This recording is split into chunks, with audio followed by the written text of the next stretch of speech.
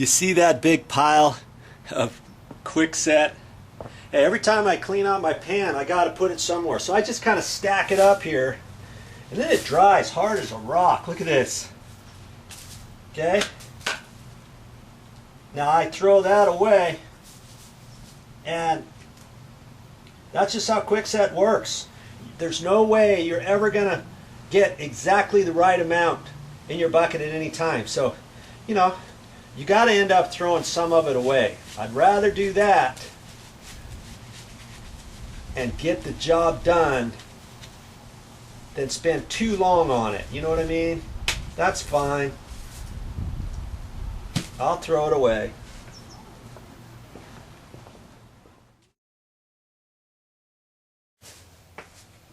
Now, because this is a wet material, it's not going to dry on me. It's not going to harden up in the pan. I can spend a little bit of time on here and do it right. Okay? And you'll find this material might go up slightly different than the quickset. You'll see it's a lot darker. You're going to see exactly if you missed any spots or anything. And when it dries, it's going to dry. It'll dry white, so you'll know when you can go over it again, or if you're ready to sand it or whatever. Okay? Because I got the light on here, I'm glad I've got my construction light on, because I can see exactly where the patch is. If I didn't have that on, if it was kind of dark, I don't want to start guessing as to where the patch is, whether or not I need to go further out on the edges or whatever. Okay? So now I'm going to continue this beyond the patch where it was before. I need to do that to blend it in to the existing. I want a full coverage over there so I don't see anything underneath, because I want the paint to look good when this is done. And if you got a question about making the patch a little bit bigger, you can do that. You just don't want to wipe too much of it off. If you think you're wiping too much off, put a little bit more on. But the key is, you don't want to put it too thick either, because then this will shrink and it might start showing. Okay, so there's kind of a fine line on there, and if you get this material too deep, and even if you get it smooth, you think, oh, that's fine, it could crack on you as it's drying. So there's another thing you got to keep in mind. That's why I wanted the bottom section nice and smooth, because I don't want to build this up too much, you know.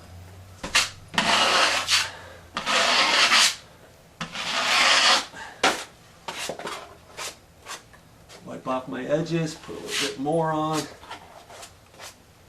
put a little more on, and put a little more on. Now I can come back. Nice even strokes down the middle.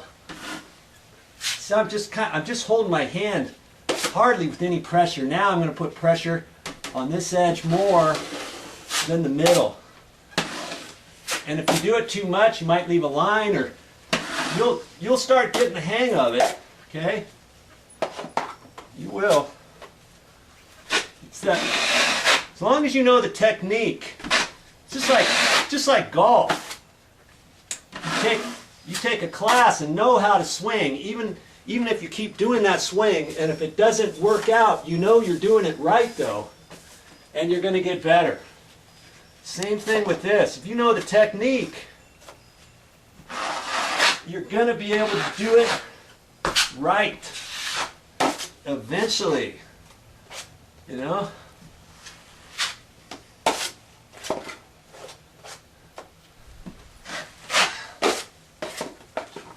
Extend it out a little bit.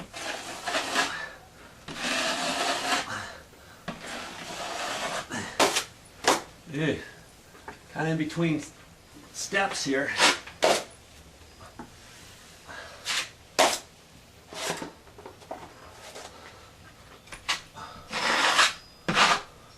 Going further. Then my initial last patch. See how much bigger this patch looks now? But that's just what you got to do. You've got to blend it in. You don't want to, last thing you want is to see your patch. Okay?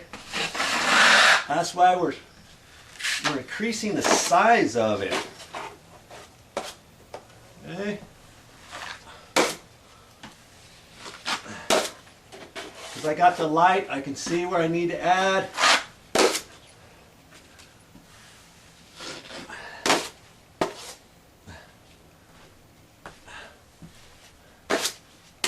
I can come in from the outside.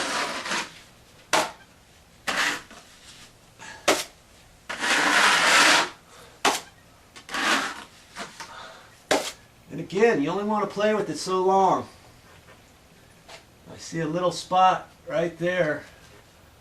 I should clean that off before I go again.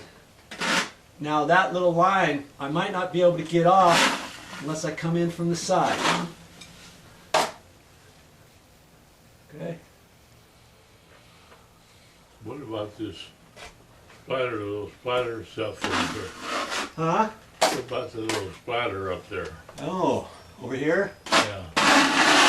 Yeah, that's better. Okay. Yeah, just watch the outsides as you go, and if you do see anything before you get ready, you got to decide after you get this far, are you going to put another coat on here? You've got to let this one dry now, and because it's towards the end of the day, I've worked it out just right so that I did all the quickset and I got all the quickset to dry. It's not going to shrink under here. I got one coat of all-purpose joint compound on here, and I'm going to let this dry overnight. Then I can come back over here tomorrow, lightly sand it, take a look and see if there's any little lines in it, and if I need to put a little bit more on, I can in certain areas, and that's called a tight skim coat. Or I can re-skim the entire area if you want to do that. It just depends, you know. But, you know, can you do this yourself? Yes, you can. If it takes you 1 or 2 extra coats or times to do it, then a professional, that's okay. You know, you're not a professional, right? You can get it done, and some professionals, they might look at this whole entire video and say, oh Joe, you should have done this, that, and the other thing, and why did you do this, and I would have done that. Well, you're not a professional, and neither am I, but when I get done with this patch, it's going to look really good. You just follow the different things that I do and do some of these patches yourself, and you can do it. Now, if you have any mud left in your pan, you can put most of it back in here. See, I had some in here. You can clean out your pan and put it back in here. Just don't try to dig too much of it out, okay? Because you don't want to get any dry goobers in here. That's the last thing you want for your mud. Okay, so now I'm going to kind of reposition this, and I'm probably going to get some flakes in here, and that's kind of what happens.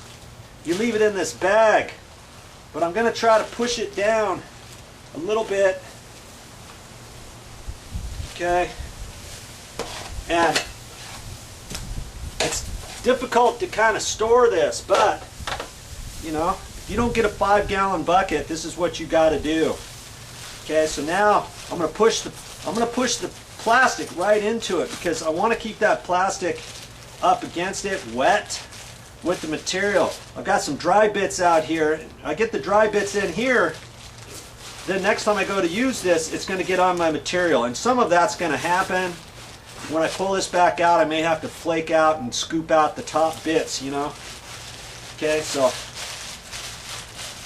now I can twist this back up, and there's the tie on here. And if you don't have the tie, you can take it like that and fold it under and kind of push it down. But because I have the tie, I want to try to keep that tight. As long as the plastic stays wet, it's not going to dry out and flake. Okay, try to keep as many flakes out of there as you can if you're going to store it this way. I'm going to use this tomorrow, possibly, okay? I didn't use that much. I maybe could have gotten by with a gallon, but I wasn't quite sure. And the last thing you want is to not have enough material to finish your job, okay? All right. Well, that's all I got for this time. But I'll be back with more videos.